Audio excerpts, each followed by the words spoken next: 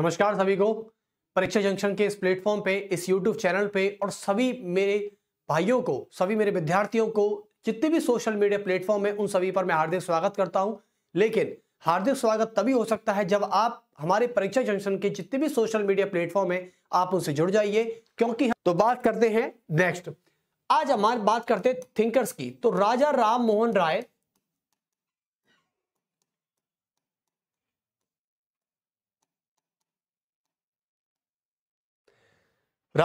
राय की बात करें तो ये हमारे भारतीय विचारकों में एक वो भारतीय विचारक रहे हैं जो ये साबित करते हैं कि हमारे भारत की राजनीति हो, चाहे भारत का आध्यात्मिक हो यानी स्पिरिचुअल लाइफ हो, चाहे वो पॉलिटिकल लाइफ हो, इन व्यक्तियों ने, राजा राममोहन राय ने भारतीय राजनीतिक और भारत के आधुनिक जगत के अग्रदूत कहे जाते हैं।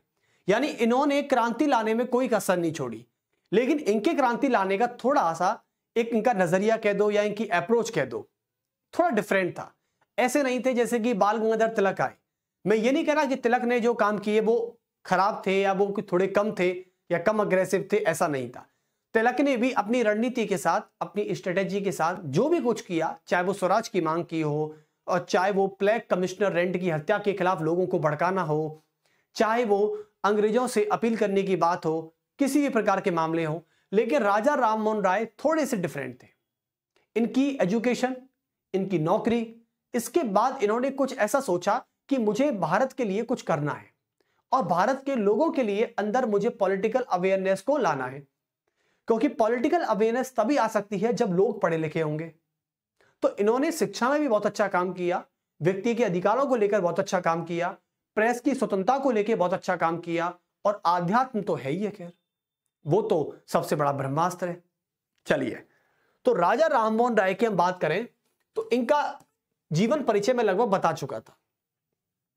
जीवन परिचय इन द सेंस इनके बचपन की जो कहानियां हैं, जैसे कि इनके पिता थे कृष्णराज मोहन राय। तो कृष्णराज जो राय थे, एक्चुअली में उनका जो नाम था वो राय नहीं था, लेकिन ऐसा कहा जाता है कि वो जिस राजा के, नवाब के यहाँ नौकरी करते थे, एक सचिव के पद पर काम किया करते थे, हाई पोस्ट पर थे। तो सचिव के काम से इंप्रेस होकर वहां के नवाब ने इनको क्या दिया था, इनको एक उपाधि दे दी थी जिसे कहते हैं राय राय। क्या कहते हैं? राय राय। तो राय राय की उपाधि से इनके पूरे वंश में ये राय नाम का जो नाम था, सरनेम था, ये इनकी फैमिली में जुड़ गया था। तो ऐसी कुछ बातें थी। इनका जन्म 22 मई को हुआ था। और राजा राममोहन राय की एजुकेशन के बारे में मैंने आपको बताया, लेकिन राजा राममोहन राय हमेशा से अपने बचपन से, इनके बचपन के समय में जो भी बातें इनके सामने होती थी, जैसे मां की तो धार्मिक गृहिणी थी, लेकिन इनके पिताजी एक हाई पोस्ट पर काम किया करते थे। तो इनके पिताजी की कहीं ना कहीं सोच ऐसी मिलती थी, वो मानते थे कि रूढ़िवादी परंपराएं और जातिवाद, ऐसी ऐसी परंपराओं को वे मानते थे। लेकिन राजा राममोहन राय का एक मानना था। राजा राममोहन राय कहते थे कि मैं नहीं मानता इन परंपराओं को, मैं रूढ़िवादिता, परंपरावादिता और इस अंधविश्वासों पर और अंधभक्ति पर मैं विश्वास नहीं करता। अब इनके जो पिताजी थे वो मूर्ति पूजा को भी मानते थे। अब इन्होंने मूर्ति पूजा का खंडन केवल और केवल इसलिए कर दिया कि मैं रूढ़िवादी और परंपरावादी अंधभक्तों पर विश्वास नहीं करता, ये राजा राममोहन राय कहते हैं। और मूर्ति पूजा का खंडन भी इन्होंने ही किया था। तो हालांकि ऐसा कहा जाता है कि हर व्यक्ति की सोच, उसकी पृष्ठभूमि यानी उसका बैकग्राउंड, उसकी लाइफ एक्सपीरियंस कैसा है और उसकी एजुकेशन कैसी है, ये डिसाइड करता है। जैसे आज मेरी और आपकी या आप में से सभी लोगों में से किसी एक की अप्रोच मुझसे नहीं मिलती है, तो जाहिर सी बात है मैं यही कहूंगा कि या तो मेरा एजुकेशन डिफरेंट है, या मेरा बैकग्राउंड डिफरेंट है, और या फिर मेरा लाइफ एक्सपीरियंस डिफरेंट है, तो ही मेरी अप्रोच आपसे नहीं मिलती है। चलिए, तो राजा राममोहन राय के बारे में हम इतना पढ़ना बता देते हैं आपको कि 1804 में इन्होंने ब्रिटिश ईस्ट इंडिया कंपनी के रंगपुर के ऑफिस में एक छोटी सी एलडीसी की जॉब भी की थी। क्या की थी? छोटे एलडीसी की जॉब भी की थी। तो इन्होंने ब्रिटिश ईस्ट इंडिया कंपनी, इन्होंने बताया कि British east India company British east India company के रंगपुर ऑफिस में, कहां पर? रंगपुर जिले के ऑफिस में, रंगपुर जिले के कार्यालय में, रंगपुर जिले के कार्यालय में इन्होंने एलडीसी की नौकरी भी की। किसकी? एलडीसी की नौकरी की। और देखो, राजा राम मोहन राय ऐसे व्यक्ति हैं जिन्हें फारसी का ज्ञान था, जिन्हें अंग्रेजी का ज्ञान था, जिन्हें हिंदी का ज्ञान था और जिन्हें संस्कृत का भी ज्ञान था। बताइए, अरबी और फारसी जानने के कारण राजा राम मोहन राय को मौलाना कहा गया। संस्कृत की लैंग्वेज का ज्ञान होने के कारण, उसकी नॉलेज होने के कारण इनको ब्राह्मण कहा गया। बताइए, यानी इतनी शुद्ध भाषा जिसे आप हिंदी, संस्कृत, अंग्रेजी, और 40 वर्ष की उम्र में इन्होंने अंग्रेजी सीखी थी, तो 5 भाषाओं का ज्ञान जानते थे। इन्होंने एलडीसी की नौकरी की। लेकिन कहते हैं ना कि जिस व्यक्ति का मकसद कुछ और होता है, उस व्यक्ति के द्वारा कुछ प्री प्लान्ड होता है, तो वो चाहे कुछ भी कर ले, उसे हमेशा चैन नहीं मिलेगा कहीं। अब राजा राममोहन राय रंगपुर के कार्यालय में एलडीसी की जॉब करते हुए सोचते हैं कि मैं तो इस नौकरी के लिए बना ही नहीं हूं, जो मेरा काम है वो तो मैं करूंगा। तो ऐसे करके इन्होंने 1814 में 10 साल की नौकरी के बाद इन्होंने यह सोचा कि मुझे तो नौकरी करनी ही नहीं थी, मैं नौकरी करूं क्यों? मुझे तो अपने लोगों को पॉलिटिकल अवेयरनेस लाना है, मुझे तो क्रांति लानी है, मुझे तो इस समाज को बदलना है, इस समाज की रूढ़िवादिता, इस समाज की परंपरावादिता और इस समाज की अंधविश्वासी लोगों से अंधविश्वास को मिटा के विश्वास लाना है, राजनीतिक जागृति उत्पन्न करनी है। तो कुल मिलाकर 1815 में जब उनको ये रियलाइज हुआ, तो 1815 में 1850 में इन्होंने, सॉरी 1814 में 1814 ईस्वी में इन्होंने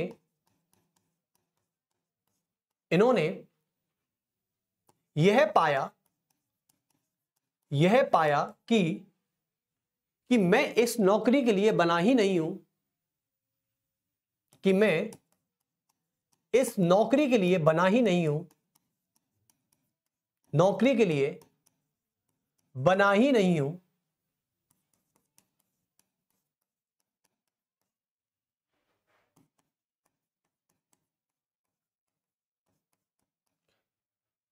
तो इन्होंने 1814 में एलडीसी का पद छोड़ दिया, एलडीसी का पद छोड़ दिया और नौकरी से त्यागपत्र दे दिया। और नौकरी से त्यागपत्र दे दिया, यह कहकर कि भाई मैं इस नौकरी के लिए बना ही नहीं हूं। अब जिस व्यक्ति को करना है कुछ और, कर वो रहा है कुछ और, तो कैसे संतुष्ट हो सकता है भाई? एक नौकरी है जिसे आप चाहते हुए, बिना चाहते हुए कर रहे हैं, वो अलग बात है कि भाई मैं अपनी फैमिली के लिए कर रहा हूं। यदि ये मेरे नौकरी मेरे पास नहीं हुई, कभी कभी आजकल के भी बच्चे ऐसे हैं कि तैयारी किसी और की करना चाहते हैं और कर वो कुछ और रहे हैं। वो केवल और केवल इतनी आशा रखते हैं अपने आप से कि वो बोलते भी हैं मुझसे कुछ बच्चे कि सर एक बार छोटी नौकरी लग जाए तो इससे क्या है, परिवार में चीजें सेटल हो जाएंगी, और फिर चाहे हम आईएएस की तैयारी करें और फिर चाहे हम किसी और की तैयारी करें। अभी हमारा मकसद है, अभी देखें रेलवे ग्रुप डी में कितने सारे फॉर्म आने वाले हैं। मैं बता रहा हूं कि इनमें से आधे से ज्यादा बच्चों का सपना ग्रुप डी में रहना नहीं है। वो केवल और केवल अपने परिवार को, अपनी फैमिली को केवल और केवल सेटल डाउन करना चाहते हैं बस। और सेटल डाउन करने के बाद फिर वो अपने सपनों को सच करेंगे जो वो बनना चाहते हैं। तो ऐसा नहीं है कि कुछ बच्चे ग्रुप डी का फॉर्म भर रहे हैं तो उनका सपना ग्रुप डी का है, उनका सपना ग्रुप डी का है, ऐसी बात नहीं है। लेकिन फिर भी ऐसा बताया जाता है कि अब इनमें से, जैसे मान लीजिए कि 10% से ज्यादा बच्चे हुए 90%, 90% बच्चे ऐसे हैं कि ग्रुप डी की नौकरी के साथ, जब उनकी मान लो लग गई नौकरी, मैं तो चाहता हूं कि जो मेहनत अच्छे से कर रहा है, जो स्मार्ट वर्क अच्छे से कर रहा है, उसकी नौकरी लगे। लेकिन 90% बच्चे ऐसे हैं आज भी कि ग्रुप डी की नौकरी करते करते वो अन्य तैयारी भी करेंगे, जैसे कि एसएससी का तैयारी हुआ, आईएएस का तैयारी हुआ, ऐसे कई सारे एग्जाम्पल हैं, ऐसा कोई अनोखा एग्जाम्पल नहीं है ये। चलिए, तो भैया ऐसे भी राजा राममोहन राय आप ही की तरह थे या आप इनकी तरह हैं। चलिए, अब आते हैं 1815 की बात। उसके 1 साल के बाद पता नहीं इन्होंने क्या हुआ, इन्होंने सोचा कि मुझे सोसाइटी में आध्यात्म की बात करनी है, राजनीतिक जागृति की बात करनी है, लोगों में मुझे यह बताना है कि आप अंधविश्वासों से, आप परंपराओं से, आप रूढ़िवादिताओं से घिरे हुए हैं, इन्हें छोड़ दीजिए, इन्हें बाहर निकाल दीजिए। ऐसी ऐसी बातें इनके दिमाग में आ रही थी। तो 1815 में इन्होंने 2 काम करने के लिए, एक काम था आध्यात्म का, यानी आध्यात्मिकता, और दूसरा था आपका राजनीतिक जागृति का। स्पिरिचुअलिटी और पॉलिटिकल अवेयरनेस को लाने के लिए, जागृति के लिए इन्होंने एक काम किया और आत्मीय सभा का गठन कर दिया। क्या कर दिया? आत्मीय सभा का गठन किया। आत्मीय सभा का गठन किया।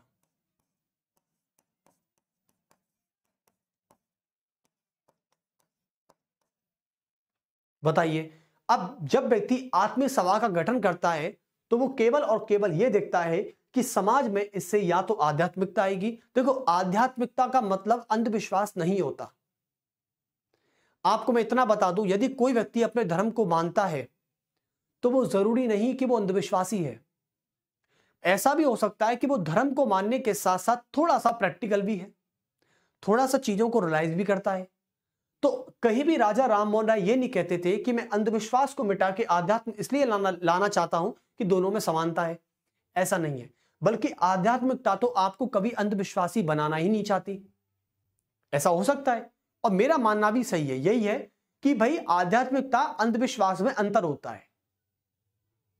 आप किसी पर अंधविश्वास कब करते हैं? देखो, अंधविश्वासी या तो आपका भगवान से हो सकता है या फिर आपका इंसान का इंसान के साथ हो सकता है। यही बातें देखने की होती हैं। तो राजा राममोहन राय ने कभी भी आध्यात्मिकता को, यानी स्पिरिचुअलिटी को, कभी भी उन्होंने अंधविश्वास से नहीं जोड़ा है। वो कहते हैं कि जो व्यक्ति आध्यात्मिक है वो, इसका मतलब है कि वो धर्म से जुड़ा हुआ है, यानी वो पढ़ा लिखा है। उसमें थोड़ी बहुत पॉलिटिकल अवेयरनेस साबित होती है और दिखती भी है और झलकती भी है। जैसे कि व्यक्ति में राजनीतिक जागृति होती है, आध्यात्मिकता होती है, तो व्यक्ति अपनी डायरेक्शन को, अपनी दिशा को सही तरफ आगे ले जाता है और समाज को भी आगे ले जाता है। जैसे मुझे तिलक की एक बात याद है। तिलक जी कहते हैं कि जो व्यक्ति अपने धर्म को भूल जाए उसे आजादी का क्या मतलब पता होगा। क्योंकि कहीं ना कहीं तिलक पर यह भी आरोप थे कि तिलक धर्म का प्रचार कर रहे हैं, जबकि ऐसा नहीं था। तिलक जी ने धर्म के साथ रहते हुए अपना प्रचार इसलिए किया क्योंकि वो मानते थे कि जो व्यक्ति अपने धर्म का पालन नहीं कर सकता वो आजादी का क्या खाक सम्मान करेगा। इसलिए ऐसा कहा जाता है कि जो व्यक्ति अपने धर्म से कनेक्ट होता है, स्पिरिचुअलिटी से कनेक्ट होता है, वो कहीं ना कहीं पॉलिटिकल अवेयरनेस के साथ मिलकर थोड़ा बहुत पढ़ा लिखा माना जाता है, और पढ़ा लिखा होने के नाते वो समाज को एक सही दिशा देता है। चलिए, और राजा राममोहन राय भी ऐसे ही व्यक्ति थे जो समाज को केवल सही डायरेक्शन दे रहे थे। That's it. चलिए, तो आत्मीय सभा का इन्होंने गठन किया। लेकिन अब आते हैं 1829 में।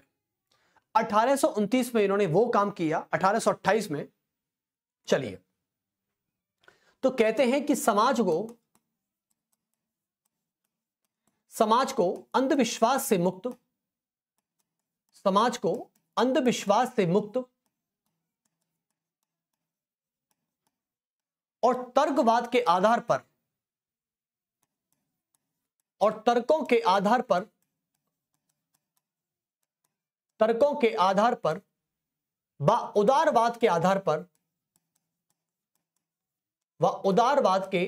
पर स्थापित करने के लिए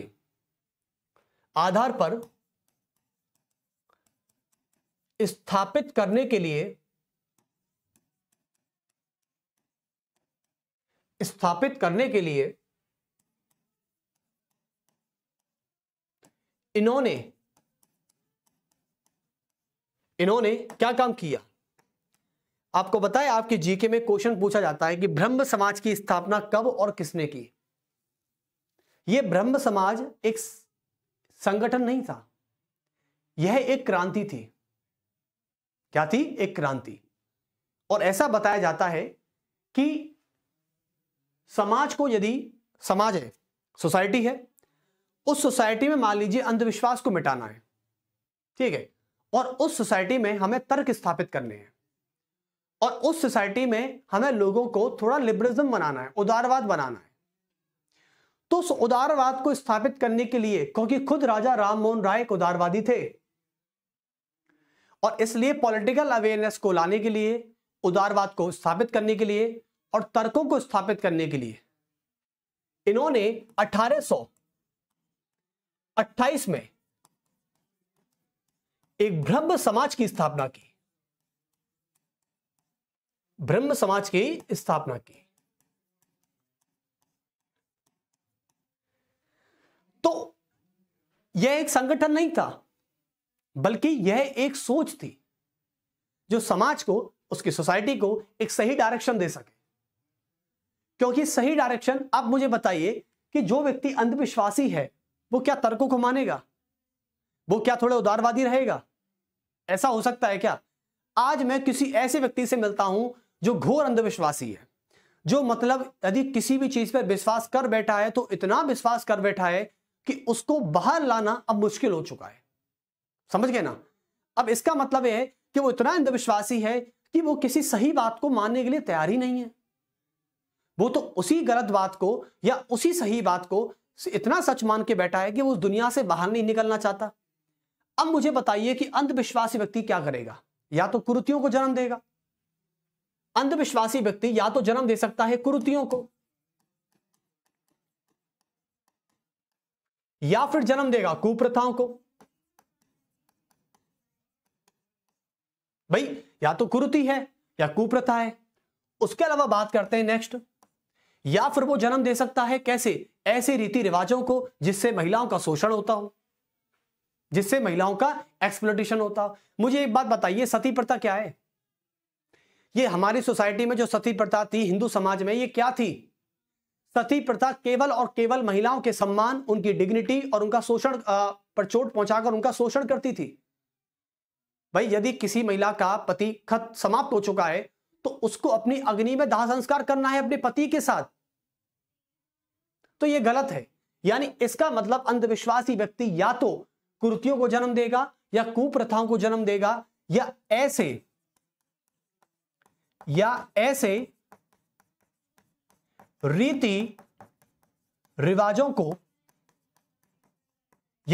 रीति रिवाजों को जन्म देगा जो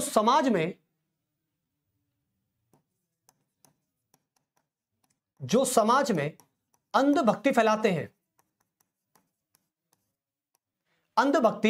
फैलाते हैं।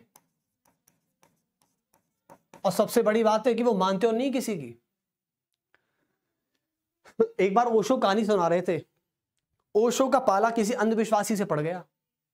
अब ओशो अंधविश्वासी नहीं है, लेकिन ओशो में विश्वास है। ओशो अपनी नॉलेज, अपने ज्ञान के आधार पर वो कुछ भी व्यक्ति साबित कर सकता है। 20वीं शताब्दी का इतना बड़ा दार्शनिक शायद मैंने ओशो से बड़ा कोई दार्शनिक नहीं देखा। और दार्शनिक का मतलब होता है कि अपनी प्रैक्टिकल सोच को ज्यादा लागू करना होता है। जो वो पढ़ते हैं, जो अपने लाइफ एक्सपीरियंस करते हैं। देखो कोई भी दार्शनिक आपने 24-25 साल का नहीं देखा होगा। किसी भी दार्शनिक को आपने देखा होगा 60 से 70 साल की उम्र में। और वो दार्शनिक इसलिए बन जाता है क्योंकि वह अपनी नॉलेज को अपने अनुभव के आधार पर उतारता है। तो कुल मिलाके ये सारे अंधविश्वास व्यक्ति करते हैं, कुरीतियों को, कुप्रथाओं को और ऐसे रीति रिवाजों को जन्म देते हैं जो समाज में अंधभक्ति फैलाते हैं। चलिए अब बात करते हैं 1828 की। मैं बात करूं तो ब्रह्म समाज की इन्होंने स्थापना की। यह ब्रह्म समाज, ऐसा कहा जाता है कि राजा राम मोहन राय को हमारे आधुनिक भारत का अग्रदूत कहा जाता है। क्या कहा जाता है? अग्रदूत कहा जाता है। तो इसलिए कह सकते हैं ब्रह्म समाज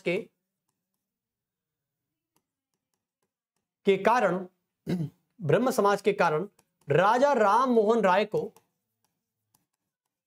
राजा राममोहन राय को, राजा राममोहन राय को आधुनिक भारत का अग्रदूत कहा जाता है।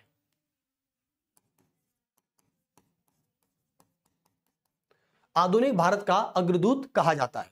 और ये देखो, बड़ी ही एक सुन के एक बात को मुझे बड़ा चोट लगता है कि हमारे राजा राममोहन राय, जिन्होंने 1828 में स्थापना की थी ब्रह्म समाज की, वो व्यक्ति 4 साल के बाद इस दुनिया में नहीं रहा। यानी ऐसा बताया जाता है, बताया गया, सच बात है कि ब्रह्म समाज की स्थापना करने के बाद राजा राममोहन राय इस दुनिया से जा चुके थे 4 साल के बाद। तो 1828 से लगा लिए 4 साल, 1832 के आसपास इनकी मृत्यु हो चुकी थी। तो ऐसा बताया जाता है कि ब्रह्म समाज की स्थापना के बाद, ब्रह्म समाज की स्थापना के बाद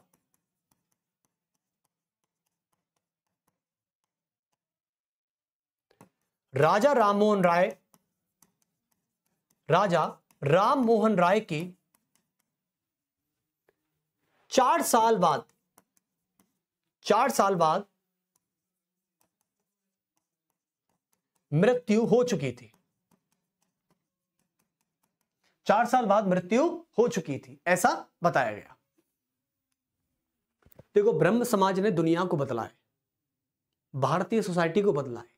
दुनिया को तो खैर चलो बदला नहीं बदला है, लेकिन मैं इतना बता दूं कि इंडियन सोसाइटी को बदलने में ब्रह्म समाज का काफी बड़ा हद तक क्रेडिट रहा है।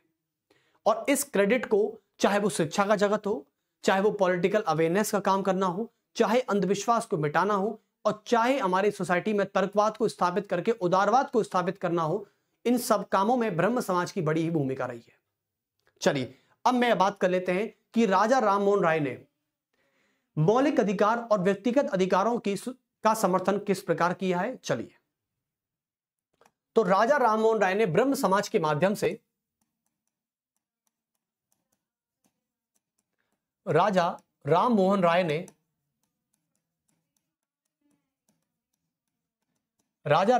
ने ब्रह्म समाज के माध्यम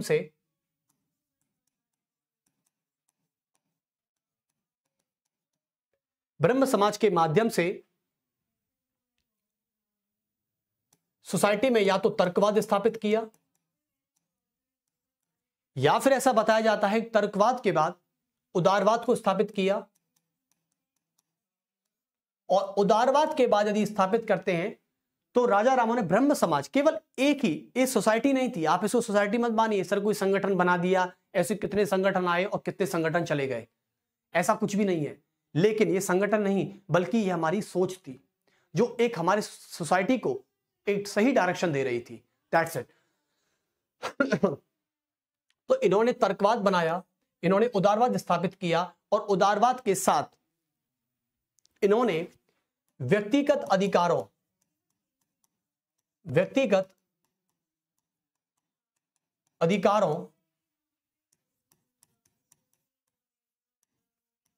एवं मूल अधिकारों का समर्थन किया।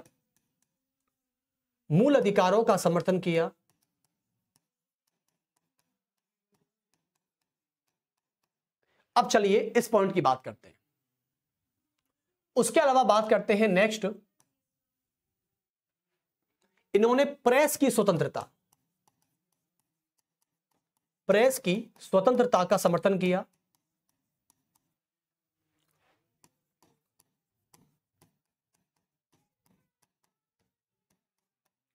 चलिए, तो देखिए अब बात करते हैं तर्कवाद। तो तर्कवाद का मतलब तो आप सभी को पता है कि अंधविश्वास को मिटाना है। किसको मिटाना है? अंधविश्वास को मिटाना है।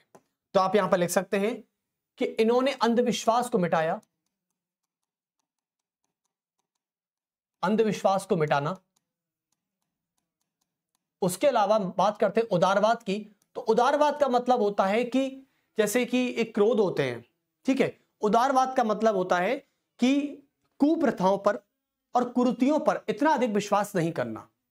तो उदारवाद की बात भी सही है। जैसे इसमें आप कह सकते हैं शिक्षा की बात कर सकते हैं, आप इसमें राजनीतिक जागृति की बात कर सकते हैं। पॉलिटिकल अवेयरनेस की बात कर सकते हैं, राजनीतिक जागृति की बात कर सकते हैं। यदि आप व्यक्तिगत अधिकारों की बात करोगे तो इसमें केवल और केवल आती है स्वतंत्रता का अधिकार। क्या आता है? स्वतंत्रता का अधिकार। और हमारे तिलक साहब भी कहते हैं कि स्वतंत्रता मेरा जन्मसिद्ध अधिकार है, मैं इसे लेकर रहूंगा। ये डायलॉग किसने दिया था? ये डायलॉग देने वाले स्वराज हमारे बाल गंगाधर तिलक थे। कौन थे? बाल गंगाधर तिलक। कि स्वतंत्रता मेरा जन्मसिद्ध अधिकार है और मैं इसे लेकर रहूंगा। और राजा राम मोहन राय ने यहां पर एक बात बोली है कि स्वतंत्रता का अधिकार एक प्राकृतिक अधिकार है, कि स्वतंत्रता का अधिकार, कि स्वतंत्रता का अधिकार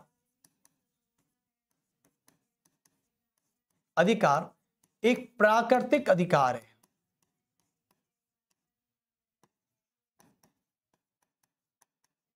एक प्राकृतिक अधिकार है। यह बात कही थी राजा राम मोहन राय ने। और प्राकृतिक अधिकारों का मतलब होता है कि जो हमें प्रकृति ने दिए हैं। हर व्यक्ति स्वतंत्र होता है, स्वतंत्र पैदा होता है। देखो, स्वतंत्र पैदा का होने का मतलब है कि उस व्यक्ति की इच्छा हो या ना हो, जब प्रकृति चाहती है कि उस व्यक्ति को जन्म लेना है तो लेना है। यानी इसका मतलब यह है कि हर व्यक्ति का अधिकार है कि वह अपनी स्वतंत्रता से, अपनी स्वतंत्रता पूर्वक जिए, खुलकर सांस ले सके। तो यह प्रकृति ने हमको अधिकार दिया है। यह किसी के अधिकार देने या ना देने के मोहताज नहीं है।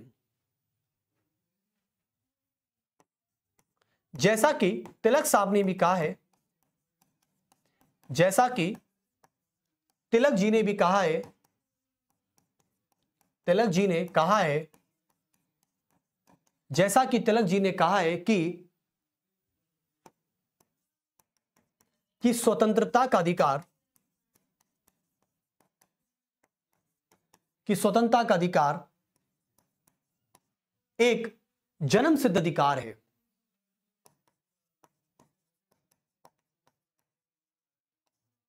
एक जन्म सिद्ध अधिकार है, कि स्वतंत्रता का अधिकार एक जन्म सिद्ध अधिकार है और मैं इसे लेकर रहूंगा। यह बात तिलक जी ने कही थी। तो मैंने राजा राम मोहन राय की तुलना थोड़ी तिलक जी से कर दी, क्योंकि दो बड़े महान व्यक्तियों की तुलना कर सकते हैं। देखो, किसी भी व्यक्ति की गरिमा और उसका सम्मान यह भी होता है कि हम उस व्यक्ति के अंदर जो गुण है उनकी तुलना किससे कर रहे हैं। तभी तो हम चलन भाषा में कहते हैं ना कि भारत की तुलना पाकिस्तान से क्यों की जाए, भारत की तुलना अमेरिका से की जाए, भारत की तुलना चीन से की जाए, ताकि हमें यह पता चले आज मैं अपनी तुलना किसी ऐसे व्यक्ति से नहीं कर सकता जो दुनिया की नजर में बहुत खराब होता है, क्योंकि मैं अब उस व्यक्ति से तुलना करके खुद का अपमान करूंगा। तो इसलिए मैंने राजा राम मोहन राय और तिलक जी का तुलना इसलिए की क्योंकि ये कहीं ना कहीं क्रांतिकारी अग्रदूत के रूप में इन्होंने हमारे भारतीय इतिहास में जन्म लिया था। और भारत के इतिहास में इन दोनों क्रांतिकारियों ने बल्कि एक सामाजिक क्रांति नहीं बल्कि एक राजनीतिक क्रांति को भी जन्म दिया है। ये वो व्यक्ति हैं। अब आते हैं प्रेस की स्वतंत्रता को लेकर। देखो, प्रेस की स्वतंत्रता की मैं बात करता हूं तो ये प्रेस की स्वतंत्रता जो है ना, ये एक्चुअली में अखबार, मीडिया, अब देखो उस समय मीडिया तो नहीं था, लेकिन आज की भाषा में प्रेस की बात करें या तो मैं अखबारों की बात करता हूं या मैं बात करता हूं पत्रिकाओं की बात।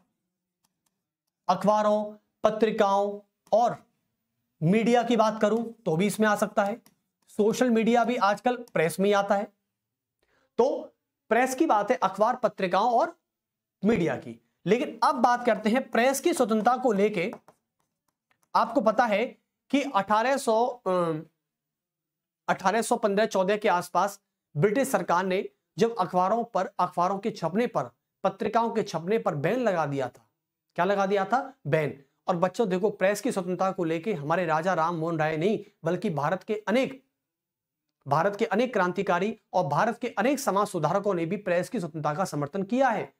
जहां पर आप आधुनिक भारत की बात करेंगे तो अभी के महात्मा गांधी को ले लीजिए। महात्मा गांधी की बात करें जिन्होंने यंग इंडियन लेख लिखा है। क्या लिखा है? यंग इंडियन नाम का इन्होंने पत्रिका का प्रकाशन किया महात्मा गांधी ने। यदि मैं बात करता हूं तिलक साहब की तो इन्होंने मराठा और केसरी नामक पत्रिका का प्रकाशन किया था। मैं बात करता हूं राजा राम मोहन राय की तो राजा राम मोहन राय ने संवाद कैमुदी और मिलाद उल अख्तर नाम का अखबार निकाला था। तो लिख दीजिए। तो प्रेस की स्वतंत्रता का समर्थन, प्रेस की स्वतंत्रता का समर्थन। अब प्रेस की स्वतंत्रता का समर्थन की हम बात करें तो हम कह सकते हैं कि इन्होंने संवाद कौमुदी,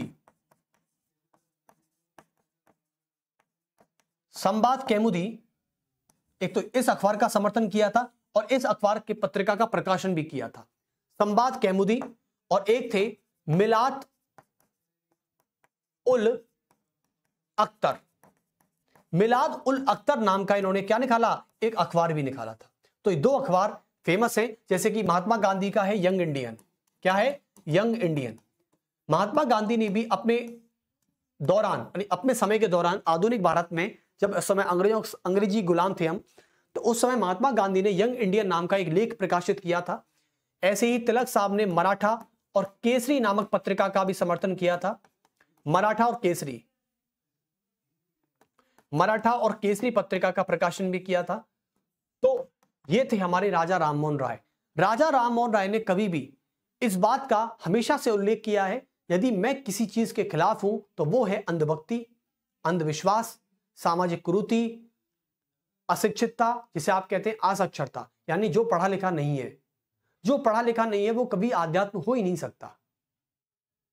यह बात राजा राममोहन राय अपनी सोसाइटी को एक सही डायरेक्शन देने के लिए इस बात का उल्लेख करते हैं। और इन्होंने यह हमारे सोसाइटी को एक सही डायरेक्शन देने में इन्होंने क्या गलत किया? कुछ नहीं, केवल और केवल अपनी एजुकेशन। और आपको बता दूं, राजा राममोहन राय को 40 वर्ष की उम्र में, ये वो व्यक्ति है जिसने 40 वर्ष की उम्र में अंग्रेजी शिक्षा सीखी थी। और अंग्रेजी शिक्षा सीखने से पहले ये हिंदी भी जानते थे, संस्कृत भी जानते थे, फारसी और अरबी भाषा का भी ज्ञान था इनको। संस्कृत भाषा जानने के कारण इनको ब्राह्मण कहा गया, तो वहीं फारसी और अरबी भाषा जानने के कारण इनको मौलाना की उपाधि भी दी गई थी। और जो राय शब्द है, जो राय की उपाधि है, इनको वहां के नवाब ने दी थी, जहां पर इनका जन्म हुआ था, जहां पर इनका परिवार खुद रहता था सेटल होकर।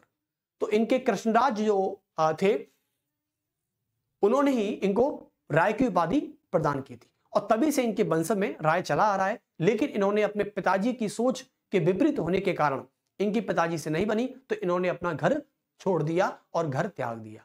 क्योंकि इनको एक ही रास्ता नजर आता है कि यदि मेरी सोच पिताजी से नहीं मिलती है, और पिताजी से अनबन होने के कारण, क्योंकि आपकी पिताजी से नहीं बनती है, किसी फैमिली मेंबर से नहीं बनती है, तो इसका केवल एक और कारण है कि आपकी अप्रोच उनसे नहीं मिल रही है। और जब अप्रोच नहीं मिलेगी तो सीधी सी बात है, या तो आपका जीना दुश्वार हो जाएगा, या फिर आपके सामने वाले इंसान का जीना दुश्वार हो जाएगा। या तो वो आपको छोड़ देगा, या फिर आप उसको छोड़ दोगे। बस मैं इतना सा ही कहना चाहता हूं आपसे। तो सबसे बड़ी बात है, तर्कवाद याद रखना, उदारवाद याद रखना, क्योंकि राजा राममोहन राय खुद एक उदारवादी व्यक्ति थे। क्योंकि स्वयं राजा राममोहन राय एक उदारवादी व्यक्ति थे, एक स्वयं उदारवादी व्यक्ति थे। ओके, चलिए, तो तर्कवाद है, उदारवाद है, व्यक्तिगत अधिकारों, जिन्हें आज भारत के संविधान में भाग 3 में संविधान के अनुच्छेद 12 से 35 तक इन व्यक्तिगत अधिकारों को जगह भी दी गई है, आप सभी को पता है। और प्रेस की स्वतंत्रता का भी हमारे भारत के संविधान में एक मौलिक अधिकार का समर्थन है। प्रेस का मतलब होता है राइट टू प्रेस, जो हमारे आज भारत के संविधान के आर्टिकल 19 में इसको जगह दी गई है। चलिए, तो अभी राजा राममोहन राय आपके एक पार्ट और बाकी है, लास्ट पार्ट में खत्म हो जाएगा, कल फिनिश हो जाएंगे आपके राजा राममोहन राय जी। और मतलब खत्म in the sense chapter finish हो जाएगा। खैर, दुनिया से तो हमारे इतने बड़े महापुरुष, इतने बड़े समाज सुधारक, इतने बड़े क्रांतिकारी नेता आज तो खैर दुनिया में नहीं है। हम इनको बहुत याद करते हैं, राजा राममोहन राय। यानी आज के टाइम पे यदि ऐसा आदमी, देखो आज भी ऐसे आदमी है, बस हमको पहचानने की जरूरत है। कोई भी, चाहे वो राजनीतिक पॉलिटिशियन के रूप में हो सकता है, चाहे वो सोशल रिफॉर्मर के रूप में हो सकता है, कोई भी ऐसा व्यक्ति जो आपकी सोसाइटी में रहकर एक सोसाइटी को सही डायरेक्शन दे रहा है किसी भी रूप में, तो इसका मतलब यह है कि वो उस समय के राजा राममोहन राय हुए, तिलक साहब हुए, अरविंद घोष हुए, स्वामी विवेकानंद हुए, इन्होंने क्या किया? इन्होंने केवल और केवल इसी बात को लेकर कि अंधविश्वास नहीं होना चाहिए, कुप्रथा नहीं होनी चाहिए, कुरीति नहीं होनी चाहिए, जो समाज को गलत डायरेक्शन में दे, बल्कि समाज को गड्ढे में लाके पटक दे। और बच्चों, जिस मोहल्ले में, जिस सोसाइटी में कुरीति फैली होती है ना, वहां पर लोग कितना भी पढ़ लिख लें, उनकी सोच वहीं की वहीं रहेगी, नीच की नीच रहेगी। मैं इतना कह देना चाहता हूं। जिस सोसाइटी में कुप्रथाओं को, कुरीतियों को जन्म देता है, वो समाज कभी पढ़ा लिखा हो ही नहीं सकता। और यदि पढ़ा लिखा हो भी गया है ना, तो कहते ना कुछ लोगों को कि पढ़ा लिखा गंवार है तू, वो व्यक्ति कितना भी पढ़ ले रहेगा गंवार ही।